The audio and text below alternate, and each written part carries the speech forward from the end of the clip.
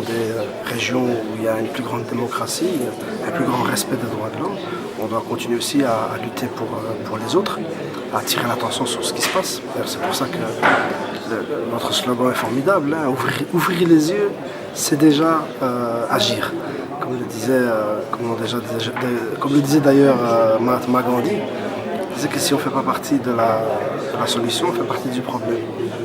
Et que si on voit des injustices et qu'on n'agit pas, on est complice. Voilà. Et donc, quelque part, on doit agir de la meilleure façon possible, là où on sait, là où on peut, évidemment, pour notamment attirer l'attention de l'opinion publique sur ce qui se passe dans le monde. Nous vivons plus ou moins en paix, en presque parfaite harmonie, mais aussi surtout en jouissant des droits de l'homme. Mais même les droits qui existent dans nos pays, il faut les protéger, il faut les défendre. La démocratie, il faut la défendre. Et puis il ne faut pas oublier que tous ces droits ont été acquis après des luttes, après des pertes de vies humaines, même ici en Europe, même ici en Belgique. Et ça, je pense que c'est très important de le rappeler.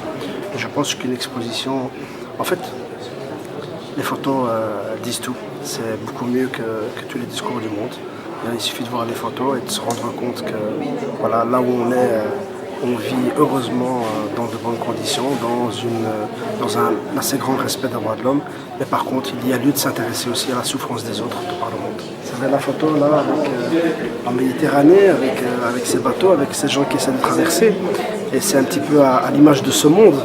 Vous avez une partie plus riche, une partie qui s'enrichit, et vous avez la plus grande partie du monde qui vit dans la pauvreté, dans la précarité, dans la misère, et vous avez des gens qui quittent parfois des guerres, parfois des conflits, parfois des dictatures, mais vous avez aussi beaucoup de gens, trop de gens qui quittent la misère, qui quittent le manque de perspectives d'avenir pour eux, pour leurs enfants, pour leurs futures générations, au péril de leur vie. Donc je ne sais pas si on se rend compte, donc les gens sont prêts à risquer leur vie pour essayer de trouver un meilleur ailleurs.